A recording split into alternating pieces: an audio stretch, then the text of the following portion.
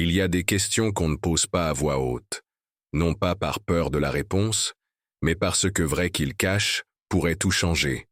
Vous regardez autour de vous, vous voyez des corps marcher, parler, rire. Mais ressentez-vous toujours la présence par une Almaou?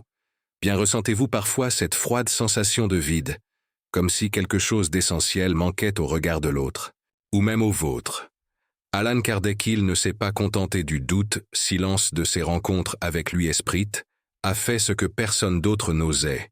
Il a créé une carte, non pas une carte de croyance, mais une carte de signes, des indices, clairs et tangibles pour reconnaître vibration par une Alma, réveillez-vous. Pendant plus d'un siècle, ce savoir n'était transmis qu'entre initiés. Aujourd'hui, ces 8 signes vous seront révélés, non pas comme une théorie, mais comme un outil. Car une fois que vous aurez appris à voir, vous ne pourrez plus le voir. Ce que vous êtes sur le point de découvrir ne vous permettra pas seulement de comprendre les autres, mais aussi de développer votre propre compréhension. Réveillez-vous. Dans le murmure d'un monde qui courait vite, il y avait un homme qui osait s'arrêter, non pas pour regarder les visages, mais ceux qui battaient derrière eux. Allan Kardec, avec l'audace de celui qui cherche un vrai que le bruit du progrès tentait de faire taire, la question que beaucoup avaient peur de murmurer a été posée. Où est le Alma? Comment cela se manifeste-t-il dans un corps de chair et de sang? Ce n'était pas une simple curiosité intellectuelle. C'était une profonde vocation, esprit, un besoin de tracer une carte pour les perdus, pour ceux qui ressentaient un vide sans nom. Son courage ne résidait pas dans le fait d'affronter le monde, mais dans celui de s'asseoir dans silence et écouter les voix venant de l'autre côté du voile, des voix qui parlaient d'une réunion imminente et d'une évolution qui transcende la matière. Il comprit qu'observer la Alma-C n'était pas un acte de jugement, mais de reconnaissance, un premier pas vers le grand réveillez-vous de la conscience, un collectif auquel nous aspirons encore aujourd'hui. Oh, quel courage pour celui qui ose regarder au-delà des yeux. Ces notes, nées d'un dialogue intime avec des intelligences dénuées de matière, étaient bien plus que de simples archives. Elles étaient comme les lettres d'un voyageur ayant franchi la frontière. La Mortaix revint raconter l'histoire. Imaginez un instant la scène. Une pièce silencieuse, un stylo glissant sur du papier et la voix d'une sprite remplir l'air avec un vérail aussi vieux que le monde. Kardec n'inventait pas une doctrine. Il transcrivait des souvenirs de l'infini. Chaque mot remettait en question les fondements d'une science qui ne croyait qu'au palpable, au mesurable. Ses écrits surconsciençaient de sa persévérance étaient un phare dans la nuit, une lumière qui montrait que le souffrance de perte n'est peut-être pas une fin mais une pause, une virgule dans la longue phrase de notre évolution éternelle. C'était la promesse que chaque Alma a imbu que même la tombe ne peut effacer. Ces documents sont devenus, involontairement, un avertissement spirituel délicat mais ferme. Non pas un avertissement de punition, mais un appel à présence. C'était comme si l'univers lui-même, à travers ses voix, nous murmurait à l'oreille. « Et vous qui marchez distraitement dans la vie, avez-vous oublié qui vous êtes ?» L'œuvre de Kardec nous rappelle que vivre sans le conscience de notre Alma, c'est comme naviguer sur un navire sans boussole, à la dérive dans un océan d'expériences vides. Vibration, dans ses textes, il cherchait à nous sortir de cette somnolence, de cette anesthésie auto-imposée, dans laquelle nous traversons souvent nos journées. Il nous invitait à reconnaître que le véritable cheminement n'est pas extérieur, vers la conquête du monde, mais intérieur, vers la réunion avec cette étincelle divine qui vit en nous et qui attend, avec une patience infinie, notre réveillez-vous. Voyez, les choses ainsi. Qu'est-ce qui est le plus réel, l'écho ou la voix? Le monde de cette époque se contentait d'échos, d'apparence. Kardec, cependant, il cherchait la voix originelle. Ses dialogues avec les esprits n'étaient pas une évasion de la réalité, loin de là. Ils étaient une immersion dans une réalité plus profonde. Chaque témoignage sur la vie au-delà de la mort, la physique, n'était qu'un coup de pinceau de plus dans un portrait gigantesque de notre vraie nature. Il parlait de but de la preuve, de la justice de la souffrance, comme un outil de évolution, de la joie de réunion avec ceux que nous croyions perdus. Il ne s'agissait pas de fantasmes destinés à réconforter les endeuillés. Il s'agissait des lois d'un univers spirituel qui opère avec la même précision que les lois de la physique. Reiki, une fois ressenti, est impossible à oublier. Ainsi, ce qui avait commencé comme une enquête courageuse s'est transformé en un héritage de lumière, une traînée de miettes de pain laissée non pas par un sage sur un piédestal, mais par un frère aîné qui a traversé l'obscurité pour que nous puissions trouver l'interrupteur. Kardec, c'est une invitation à devenir des observateurs sensibles de la vie, à rechercher les signes de l'esprit dans la vie de tous les jours. Parce que Alma, elle ne crie pas, elle murmure. Elle se manifeste dans les détails les plus subtils, dans des coïncidences qui n'en sont pas, dans l'intuition qui nous guide.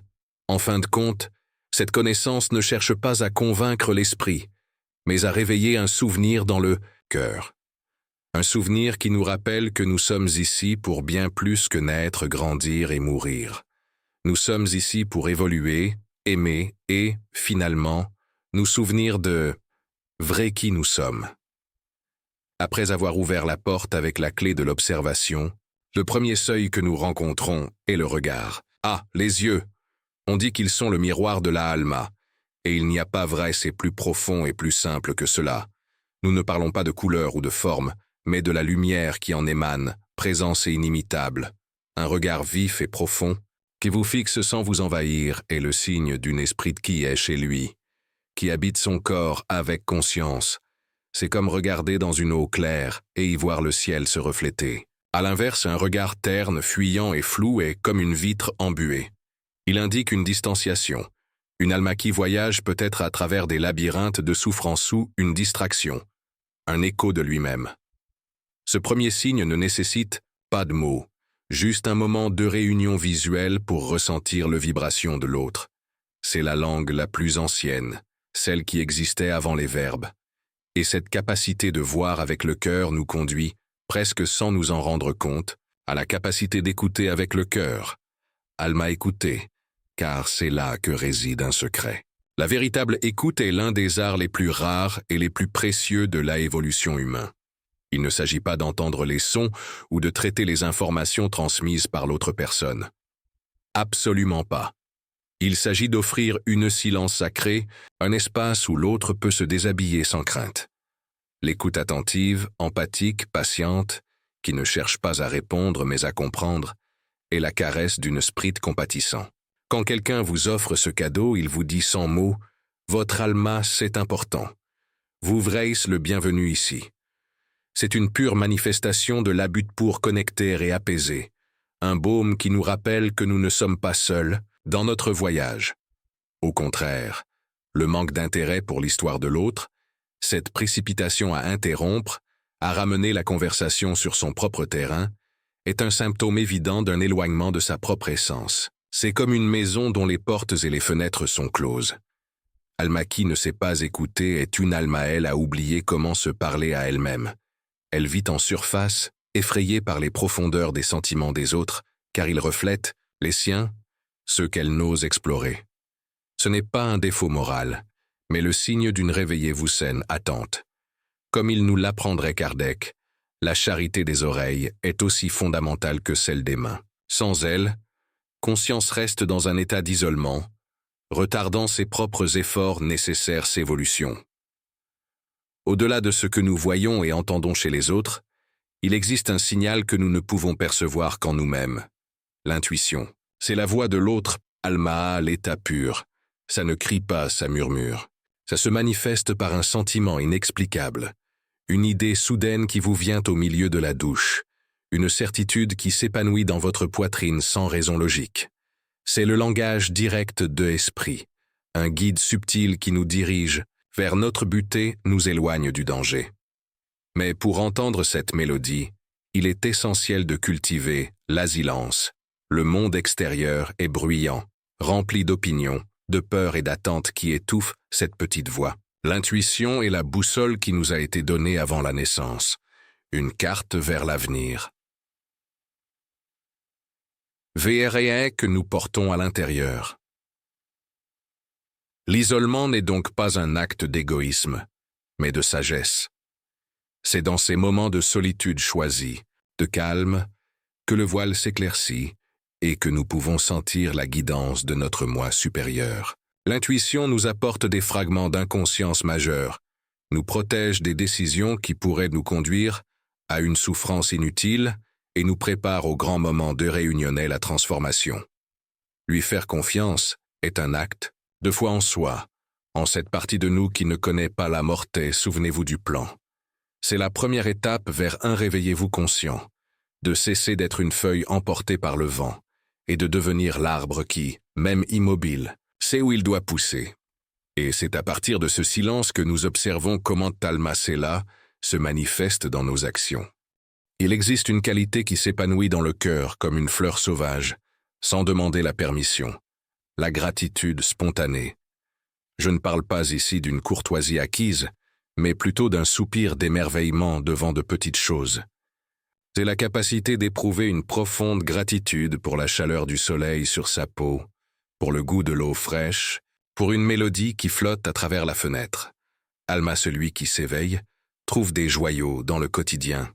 Vibration de gratitude est un signe sans équivoque d'alignement spirituel, un signe que le conscience a commencé à comprendre l'immense générosité de l'existence. Tandis qu'une sprit endormie vit dans la plainte et le manque, une Alma présent reconnaît le banquet qui est servi à chaque instant. C'est un vrai qui est simple. Là où vous portez votre attention, vous portez votre énergie. Et un cœur reconnaissant attire la lumière. De cette gratitude naît, naturellement, une sensibilité presque palpable envers la souffrance étrangère. C'est un reflet de l'esprit, une réponse instinctive du cœur. Lorsqu'une Almaël est connectée à son essence, elle ne peut rester indifférente à la douleur d'autrui, qu'il soit humain, animal, ou même de la terre elle-même. Attention, il ne s'agit pas de pitié, une émotion qui nous regarde d'en haut, mais de compassion, la capacité de ressentir avec l'autre. C'est l'impulsion sincère d'offrir une main, un mot de réconfort, un moment de silence partagé. C'est la manifestation active de l'amour, la but le plus élevé de nos évolutions. C'est les Almas reconnaître dans l'autre, comprendre qu'au fond, toute douleur est notre douleur, et toute guérison est notre guérison. Et nous arrivons ici à l'un des secrets les plus profonds de l'évolution spirituelle. La capacité de transformer la douleur en apprentissage. Alma, le jeune homme, s'effondre devant lui souffrance. Et Alma mature l'utilise comme un ciseau pour se sculpter. Considérez les difficultés non pas comme une punition, mais comme une opportunité de croissance et réveillez-vous de la conscience, est l'un des signes les plus clairs de maturité, de l'esprit, c'est l'alchimie sacrée dont parlaient les anciens. C'est la compréhension, comme il nous le rappellerait.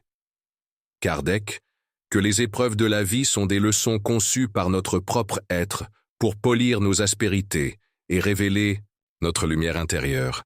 Quiconque apprend à voir but caché dans l'adversité, il a trouvé la clé pour se libérer du cycle de la victimisation et marcher vers un réunion avec sa puissance intérieure.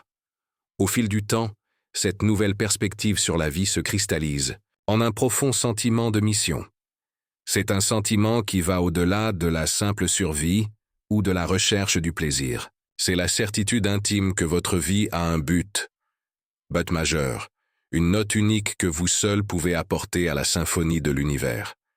Il n'est pas nécessaire que ce soit quelque chose de grandiose ou de célèbre aux yeux du monde.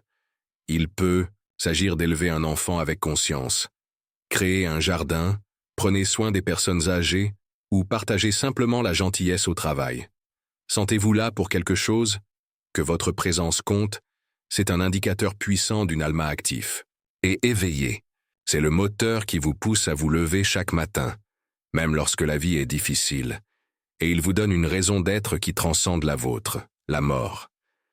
Et la base sur laquelle tous ces signes sont basés est la présence, dans l'instant présent. Comme il est facile de le dire, et quel long chemin à parcourir pour le vivre, Alma connecté, il habite l'instant présent. L'esprit est souvent un voyageur infatigable, perdu dans les labyrinthes du passé ou les angoisses du futur. Mais Espriton ne peut le ressentir qu'ici et maintenant, dans la plénitude de ce souffle. Vivre l'instant présent, tous les sens ouverts, renforce la connexion avec notre Vrail plus intime. C'est une ancre qui nous maintient fermes au milieu des tempêtes de la vie. Présence conscient est le terrain fertile où la gratitude, la compassion et but peut s'épanouir. Et c'est la même chose présence ce qui nous invite à nous demander comment pouvons-nous intentionnellement maintenir ce lien vivant. Bon, passons au cœur de la pratique spirituelle. Comment entretenir cette flamme? L'une des révélations les plus profondes que Kardec nous a laissé un vraya, la foi réconfortant et stimulant. Nous possédons tous, sans exception, une alma. Cependant, et c'est là que réside l'appel à réveillez-vous, beaucoup d'entre nous vivent comme si leur spiritualité était défectueuse. C'est comme avoir un soleil dans la poitrine. Mais vivre dans l'obscurité parce qu'on a oublié comment ouvrir les rideaux. Réveillez-vous. La croissance spirituelle ne consiste pas à acquérir quelque chose que nous n'avons pas, mais plutôt à un acte intentionnel de mémoire et de reconnexion. C'est une décision courageuse de tourner notre regard vers l'intérieur et de reconnaître que présence immortelle qui nous constitue. Personne ne peut faire ce voyage à notre place. C'est le premier pas vers la véritable évolution, la décision du conscience pour se chercher elle-même. Le chemin pour raviver cette flamme commence par l'honnêteté intérieure. Quelle pratique exigeante et libératrice. C'est le courage de se regarder dans le miroir des almas sans détourner le regard, reconnaissant nos lumières et nos ombres avec la même tendresse. De cette honnêteté naît l'authenticité, qui n'est autre que permettre à son extérieur d'être le véritable reflet de soi. Vera intérieur. Il s'agit d'arrêter d'utiliser les masques que la société nous impose et d'oser montrer notre vibration unique. Être authentique est un acte d'amour propre et un don au monde, car esprit de qui, vit son VRAI inspire les autres à faire de même. C'est le début de réunion avec l'être authentique que nous étions avant qu'on nous dise qui nous devions être. Pour que cette honnêteté émerge, la pratique des silences, considérez cela comme une hygiène spirituelle. Tout comme nous purifions notre corps et notre maison, Alma a besoin d'espaces de calme. Pour se purifier du bruit mental et émotionnel de la vie quotidienne, silence. Les eaux turbulentes de l'esprit se calment, et nous pouvons voir clairement le fond. C'est dans cet espace sacré que nous pouvons entendre les murmures de l'esprit. Et à côté du silence, l'humilité grandit, la compréhension que nous ne sommes pas le centre de l'univers, mais une partie précieuse de celui-ci. L'humilité nous ouvre à apprendre de tout et de tous, à voir souffrance non pas comme une humiliation, mais comme un enseignant sévère mais juste sur notre chemin de évolution. Ce conscience cultivée dans les silences, cela se traduit inévitablement dans nos choix. Chaque décision que nous prenons, de la plus triviale à la plus importante, est un coup de pinceau sur la toile de notre vie. Alma, réveillez-vous. Choisissez avec conscience. Vous vous demandez, est-ce que cela me nourrit ou m'épuise? Ce choix me rapproche-t-il ou m'éloigne-t-il de mon but? Est-ce l'amour ou la peur qui nous pousse à agir? Vivre consciemment, c'est cesser d'agir en mode pilote automatique, guidé par des impulsions ou un conditionnement. C'est assumer le pouvoir d'être l'architecte de notre propre destin, en comprenant que chaque choix façonne non seulement cette vie, mais aussi le chemin que nous suivrons. Esprit voyagera après la mort. Enfin, l'un des outils les plus fiables et souvent négligé pour maintenir cette connexion est notre propre corps. Le corps est le sismographe de l'alma, il ne ment jamais. Cette oppression dans la poitrine, ce nœud dans l'estomac, ce manque soudain d'énergie, ce ne sont pas des coincidences, ce sont des signes, des messages directs de votre part, esprit indiquant que quelque chose, une situation, une personne, une pensée, n'est pas en harmonie avec votre verail plus profond. Être attentif à ces signaux corporels, c'est comme posséder une boussole infaillible qui nous guide vers notre centre. C'est le langage le plus primitif et le plus honnête de notre être, Alma, une ancre à la présence qui nous aide à naviguer dans la vie avec plus de sagesse, en manifestant cette essence dans tout ce que nous faisons et sommes. Bon. Nous arrivons à la dernière étape de cette réflexion, où nous contemplons la manifestation de l'âme dans la vie et au-delà. Il Alma-El se manifeste de 1000 manières, subtil tout au long de la vie, tel un parfum invisible mais palpable. On l'observe dans la pureté presque transparente de l'enfance, dans cette présence totale, d'un enfant qui n'a pas encore appris à douter de lui-même. Vrai, nous le ressentons dans ses liens d'affinité spirituelle, cette inexplicable réunion avec un inconnu qui se sent comme un vieil ami, comme deux esprits se souvenant d'une danse qu'ils ont partagée. Cela s'exprime à travers l'art, lorsqu'un musicien, un peintre ou un poète deviennent les porte-paroles d'une beauté qui semble étrangère à ce monde. Et elle atteint son expression la plus haute, son apogée, point vibration, sous la forme d'un amour inconditionnel, cet amour qui ne demande rien en retour et qui est l'écho le plus fidèle de l'amour divin, du véritable amour but de toute notre existence. Et quand viendra le temps de la mort, la perspective de l'esprit change tout. Pour inconscience, réveille-toi. L'Ela mort CE n'est pas une fin terrifiante, mais la libération de l'Alma, c'est comme le navire qui largue enfin les amarres et pénètre dans l'océan infini qui est sa véritable demeure. C'est l'acteur qui, à la fin de la pièce, se défait de son costume et de son maquillage pour redevenir lui-même, comme il nous l'a appris. Car des cas, travers leur communication, il s'agit d'une transition, d'un retour à la source. Cependant, des sentiments négatifs comme le ressentiment, la haine ou la culpabilité peuvent rendre la personne malade, Alma, en l'ancrant à insouffrance inutile et rendre cette étape difficile. Elles sont comme de lourdes chaînes qui nous empêchent de nous élever. La guérison spirituelle est donc une œuvre essentielle dans la vie. Le pardon, oh pardon, n'est pas un cadeau que nous faisons à autrui, mais un baume que nous appliquons sur nos propres blessures du passé. Alma, c'est lâcher prise sur les braises qui nous brûlent les mains. L'amour et la méditation sont les remèdes les plus puissants. L'amour élève notre vibration et dissout la peur. La méditation et la prière nous plongent dans la silence intérieur, où nous pouvons éliminer les débris émotionnels et réaligner notre conscience avec les conseils de notre esprit. La guérison est un acte de préparation, une manière d'alléger les bagages pour le grand voyage, afin que réveillez-vous de l'autre côté. Il peut y avoir sérénité et luminosité. Vivre avec Talma le présent, c'est donc vivre avec but et conscience. Il s'agit de comprendre que nous ne sommes pas des êtres humains, vivant une expérience spirituelle, mais des êtres spirituels vivant une expérience humaine. Chaque jour devient une opportunité pour évolution, chaque interaction dans une leçon, chaque défi dans un test pour renforcer notre esprit-il. Ne s'agit plus de survivre, mais de vivre vraiment, pleinement, en se sentant connecté à tout. Présence là, Constance nous remplit d'une paix qui ne dépend pas des circonstances extérieures, car elle naît de la connaissance intime de notre nature immortelle. En fin de compte, le véritable progrès de l'humanité ne se mesurera pas à l'aune des avancées technologiques ou de la richesse matérielle, mais à l'aune du progrès spirituel. Le grand bond en avant sera réveillez-vous collectif, le moment où une masse critique d'êtres humains vit à partir de conscience de son Alma ce jour-là. La compassion remplacera le jugement.